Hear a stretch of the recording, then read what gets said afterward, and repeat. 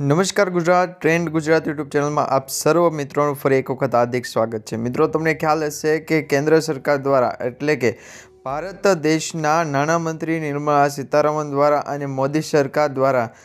એક નવું બજેટ બહાર પાડવામાં આવ્યું છે, જે છે 2025નું બજેટ। તો મિત્રો, હવે આ 2025નું જે બજેટ છે એનું નામ આપવામાં આવ્યું છે જ્ઞાન બજેટ, જેની અંદર G એટલે કે ગરીબો, Y એટલે યુવાનો, એ એટલે અન્નદાતા અને એન એટલે નારી શક્તિ। તો આ જ્ઞાન બજેટની અંદર કોને કેટલો લાભ મળવાનો છે, કઈ વસ્તુ મોંઘી થઈ છે, કઈ વસ્તુ સસ્તી થઈ છે, અને આ બજેટ જે રજૂ કરવામાં આવ્યું છે એની પાછળ કેટલો ખર્ચ થયો છે, એ દરેક અંગેની તમામ અપડેટ છે એ અને દરેક માહિતી છે એ આજના વિડીયોમાં આપણે જાણીશું। ટ્રેન્ડ ગુજરાત યુટ્યુબ ચેનલ પર નવા છો તો અત્યારે જ ટ્રેન્ડ ગુજરાત યુટ્યુબ ચેનલને સબસ્ક્રાઇબ કરી લેજો અને તમારા દરેક વોટ્સઅપ ગ્રુપ, ફેસબુક ગ્રુપમાં દરેક મિત્રો સુધી આજની આ માહિતી શેર કરી દેજો, જેથી કરીને વર્ષ 2025નું જે બજેટ રજૂ થયું છે એ બજેટની અંદર કયા લોકોને કેટલો લાભ આપવામાં આવ્યો છે અને કયા ટેક્સની અંદર વધારો થયો છે, જીએસટી વધ્યું છે, જીએસટી ઘટ્યું છે, તેમજ કઈ વસ્તુઓ ચીજવસ્તુઓ છે એ સસ્તી થઈ, કઈ ચીજવસ્તુઓ મોંઘી થઈ, એ દરેક અંગેની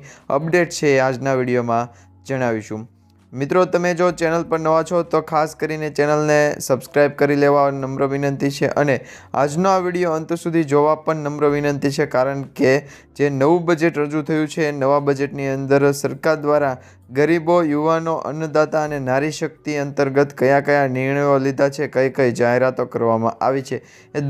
દરેક અંગે છે તમને અપડેટ મળી જાય। તો ખાસ કરીને આજનો વિડીયો અંત સુધી જોતા રહેજો અને જે પણ મિત્રો નવા છે અમારી આ યુટ્યુબ ચેનલ પર, ટ્રેન્ડ ગુજરાત યુટ્યુબ ચેનલ પર, એ દરેક મિત્રોને ખાસ વિનંતી છે, જો તમે હજુ સુધી ટ્રેન્ડ ગુજરાત યુટ્યુબ ચેનલને સબસ્ક્રાઇબ નથી કરી તો અત્યારે સબસ્ક્રાઇબ કરી લેજો।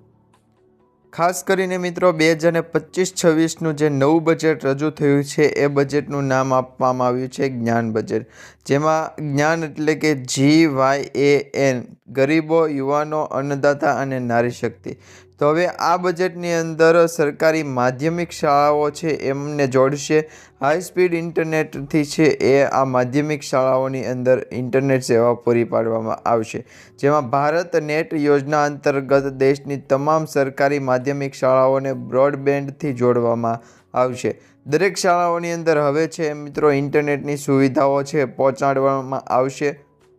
તો મિત્રો, આ હતી શાળા અંતર્ગતની અને વિદ્યાર્થીઓ જે ભારતનું ભવિષ્ય છે એમના માટેની ખાસ કરીને અપડેટ। ત્યાર પછી તમને જણાવી દઈએ કે આ બજેટ 2025 છે એમાં વિકાસમાં ઝડપ લાવવામાં આવશે, સમાવેશી વિકાસ કરવામાં આવશે, ખાનગી ક્ષેત્રનું રોકાણ કરવામાં આવશે, ઘરેલું ભાવનાઓનું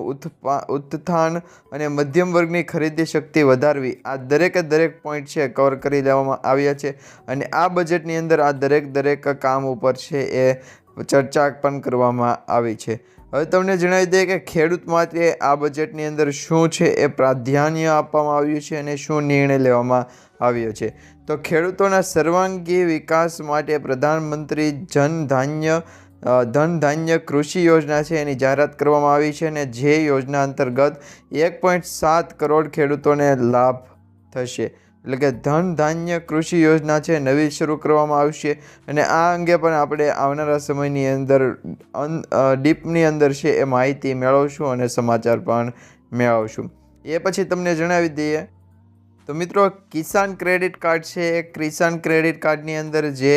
લિમિટ આપવામાં આવે છે, એટલે કે રકમની જે મર્યાદા આપવામાં આવે છે, રકમની મર્યાદા હવે વધારવામાં આવી છે। આ જે બજેટ બહાર પાડવામાં આવ્યું છે એમાં મિત્રો કિસાન ક્રેડિટ કાર્ડ યોજના હેઠળ લોનની રકમ જે 3 લાખ રૂપિયા હતી એને વધારી અને 5 લાખ રૂપિયા કરી દેવામાં આવી છે અને આ કિસાન ક્રેડિટ કાર્ડથી 7.7 કરોડ ખેડૂત મિત્રો છે એ પશુપાલકો અને માછીમારો ભાઈઓ છે એમને સીધો લાભ થશે। તો કિસાન ક્રેડિટ કાર્ડ અંતર્ગત જે 3 લાખ રૂપિયાની લોનની રકમ હતી એ વધારી હવે 5 લાખ રૂપિયા કરી દેવામાં આવી છે। તે પછી તમને જણાવીએ કે લારી ફેરિયાવાળા હોય એમને વધુ મળશે લોનની રકમ, જેમાં મિત્રો પ્રધાનમંત્રી સ્વનિધિ યોજના, તમે આ નામ તો સાંભળ્યું છે, પ્રધાનમંત્રી સ્વનિધિ યોજના। તો આ પ્રધાનમંત્રી સ્વનિધિ યોજના અંતર્ગત લારી ફેરિયા, પાનના ગલ્લા ચલાવનાર લોકો છે એમને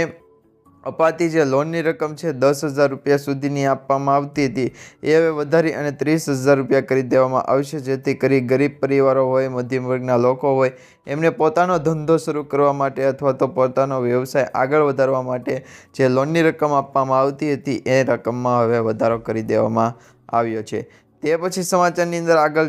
માહિતી જણાવીએ તો મિત્રો, જીવન બચાવનાર 36 દવાઓ છે એની કસ્ટમ ડ્યુટી ઘટાડવામાં આવી છે અને કસ્ટમ મુક્ત કરવામાં આવી છે, એટલે કે ટેક્સ મુક્ત આ 36 દવાઓ કરવામાં આવી છે, જેમાં ખાસ કરીને દરેક લોકોને ખાસ ઉપયોગી કામની છે એ બાબત બનશે, કારણ કે જે કસ્ટમ ડ્યુટી દવાઓ હતી, દવા જે જીવન ઉપયોગી હતી એ દવાના જે ભાવ હતા એની અંદર હવે કસ્ટમ ડ્યુટી ઘટાડી દેવામાં આવી છે અને ટેક્સ પણ ઘટાડી દેવામાં આવ્યો છે. તે પછી મિત્રો આગળ જોઈએ તો મિત્રો,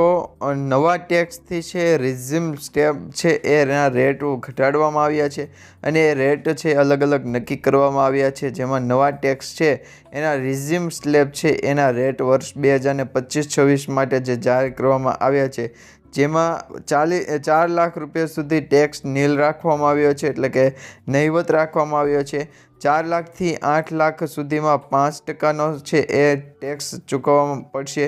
8થી 12 લાખ સુધીમાં 10%, 12થી 16 લાખ સુધીમાં 15%, 16થી 20%, 20 લાખ રૂપિયા સુધીમાં છે એ 20%, અને એ પછી તમને જેમ જેમ આગળ વધો છો 20 લાખથી 24 લાખ તો એમાં 25%, અને 24 લાખથી વધુમાં છે એ 30% સ્લેબ છે એ આપવામાં આવ્યો છે. પરંતુ અહીંયા એક એ પણ નોંધ આપવામાં આવી છે કે 12 લાખ રૂપિયા સુધીની કોઈ પણ ઇન્કમ ટેક્સ છે એ ભરવો નહીં પડે. 12.75 લાખ સુધીનો નોકરિયાત વર્ગ માટે છે એ આ ટેક્સ આપવામાં આવ્યો છે, જેમાં નોકરિયાત વર્ગ છે એમને 12 લાખ રૂપિયા સુધી વર્ષે છે કોઈ પણ પ્રકારનો ટેક્સ ભરવો પડશે નહીં. બાકી વ્યવસાય કરતા હોય તો એમને તો ટેક્સ ભરવો પડશે. ત્યાર પછી તમને એ અંગે સમાચાર મેળવીએ અથવા તો સમાચાર જાણીએ અને માહિતી જાણીએ, જેમાં કેન્સરની જે સારવાર હતી એ હવે વધુ સરળ બનશે. જે અંતર્ગત જે ગ્રામીણ વિસ્તારો હતા, જે અમુક જિલ્લાઓ હતા એની અંદર આગામી 3 વર્ષ માટે દરેક જિલ્લાઓમાં કેન્સર ડે કેચર સેન્ટર છે એ બનાવવામાં આવશે. જે ગુજરાત રાજ્ય હોય કે પછી અન્ય બીજા રાજ્યો હોય એના દરેક જિલ્લાઓની અંદર છે એ આ એક કેન્સર ડે કેચર સેન્ટર છે એ બનાવવામાં આવશે. અને મિત્રો વર્ષ 2025-26માં આવા 200 સેન્ટર છે બનાવવામાં આવશે, એ અંગે પણ માહિતી આપવામાં આવી છે. એ પછી તમને જણાવીએ તો મિત્રો, MSME માટે લોન લેવી છે વધુ સરળ બની ગઈ છે, કારણ કે નાના ઉદ્યોગકારો અને મધ્યમ વર્ગના જે ગરીબ પરિવારો છે એમના માટે પણ ખાસ કરીને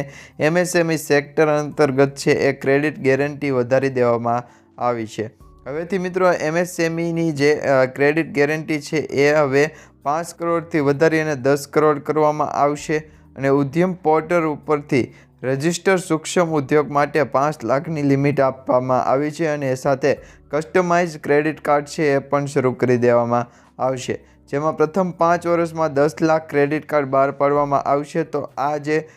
ક્રેડિટ કાર્ડ અંતર્ગતની વધારે ડિટેલ અને અપડેટ છે એ આપણે આવનારા સમયમાં જાણીશું. અને તે પછી તમને જણાવી દઈએ તો મિત્રો, મધ્યમ વર્ગની પડખે રહેતા આપણા નરેન્દ્રભાઈ, કારણ કે મિત્રો દર વર્ષે તમે 12 લાખ રૂપિયા સુધીની કમાણી કરો છો અથવા તો આવક આવે છે તો એના ઉપર 1% ટેક્સ છે તમારે ભરવાનો નથી. 0% ટેક્સ છે તમારે છે, એટલે કે 12 લાખ રૂપિયા સુધીમાં તમારે 1 રૂપિયાનો ટેક્સ છે ભરવો પડશે નહીં. નોકરિયાત માટે 75,000 રૂપિયાના સ્ટાન્ડર્ડ ડિડક્શનના કારણે આ સીમા 12.75 લાખ રૂપિયા કરી દેવામાં આવી છે. તે પછી આગળ જોઈએ તો મિત્રો, સ્ટાર્ટઅપ ક્ષેત્રે ખુલશે વિકાસના નવા દ્વાર. તો હવે સ્ટાર્ટઅપ્સ ફંડના માટે છે એ નવા ફંડની સ્થાપના કરવામાં આવી છે, અને એ 10,000 કરોડના વર્તમાન સરકારી યોગદાન ઉપરાંત આપવામાં આવશે 10,000 કરોડ રૂપિયાનું યોગદાન. તો સ્ટાર્ટઅપ માટે પણ હવે નવા વિકાસના દ્વાર છે ખુલવા જઈ રહ્યા છે. તો મિત્રો આ તું જ્ઞાન, એટલે કે ગરીબો, યુવાનો, અન્નદાતા અને નારી શક્તિને જે બજેટ 2025માં મળવા જે પાત્ર જેટલી પણ લાભો છે અને જેટલી પણ યોજનાઓ છે એ અંગે આપણે વિસ્તૃત માહિતી અને ચર્ચા છે આવનારા સમયમાં કરશું. પરંતુ અત્યારે તમને જે જ્ઞાન બજેટ 2025નું બજેટ છે એ અંતર્ગત શોર્ટમાં તમને માહિતી આપવામાં આવી છે. મિત્રો, આ માહિતી, વિડીયો, સમાચાર સારા લાગ્યા તો વિડીયોને લાઇક આપી ચેનલને સબસ્ક્રાઈબ કરજો અને તમારા દરેક વોટ્સઅપ ગ્રુપ, ફેસબુક ગ્રુપમાં દરેક લોકો સુધી આજનો આ વિડીયો છે શેર પણ કરી દેજો.